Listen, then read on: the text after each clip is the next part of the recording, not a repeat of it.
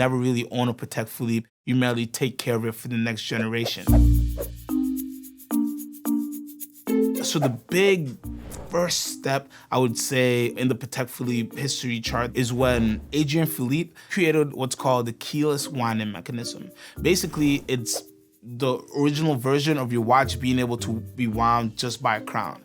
Before this time, people would have to have you have your pocket watch and you actually have a little key that would be attached to your pocket watch and you have to keep with you, and that's how you'd actually wind your mechanism on the outside. Mr. Philippe, seeing that this was going on, wanted to really make an impact on watchmaking and wanted to kind of change how we did things and make it a little more convenient. So he actually made this system. Now, at first, not a lot of people really were attracted to this, and as with all things, change never comes easy, especially when it's big change, right? And after him and Mr. Antoine Patek came together, it's when they really could flourish and make really some really unique watches, especially using this keyless system. Definitely one of the pivotal moments in the history of Patek Philippe. Another great thing happened, I think it was around 1851 at the Great World Fair. This is where Queen Victoria and Prince Albert purchased a few pieces from Patek Philippe. People of high standing in royal and social circles paid money for the watches because even at that time, the craftsmanship was outstanding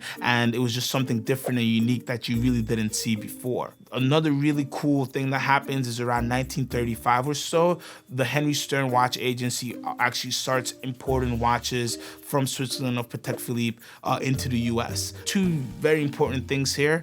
One, America, or North America I should say, is one of the strongest collectorships or buying bases for the brand, and also the Henry Stern Watch Agency, that relationship would actually go on to be something way bigger than just a normal distribution relationship. And Henry Stern and his family would actually go on to buy the Patek Philippe company, a few decades later. So to this day, a Stern family member is who runs the brand. So Terry Stern is the current president of Patek Philippe, and this is a gentleman who's, from a toddler has, been around Patek Philippe watches, has worked every job inside the Patek Philippe factory from the mailroom up. What that gives you is somebody who's at the helm of the ship, who knows how every nail has been nailed in, how every plank is there, how every stitch of your sail is going. So when heavy storms come, you have the guy that you want to really guide the whole ship through it. Another big moment in the history of Patek Philippe definitely has to be the introduction of the Nautilus in 1976. A gel gentle design, clean, classy steel watch on a steel bracelet, really something that was very different for its time. It really was a very polarizing thing. Not that many people liked it, a lot of people hated it, in fact, but it's something that showed, again, Patek Philippe is not afraid to change. And while they're steeped in tradition and craftsmanship, they're still willing to buck the trend a little bit. And what you got was a sports watch made by the hands of the masters.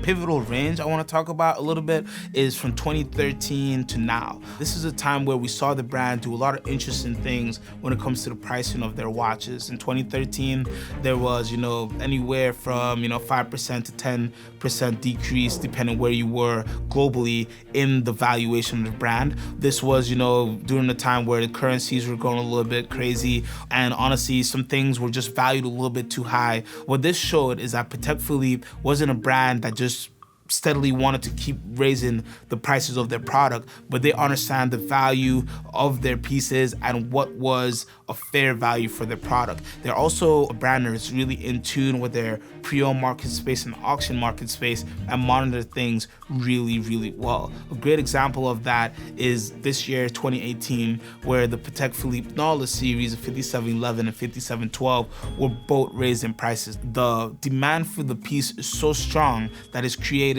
this kind of overlapping pre-owned effect where you have a piece that was retailing for $23,000, but on the auction block was going for $57,000, $60,000. So this price increase, while it can be seen as some to grab a little bit of money, it was actually to kind of balance out the market in my opinion. And what is great about this is, again, Patek Philippe really listens to the market. They really sees what's going on, and they're willing to change. They're not stuck in their ways.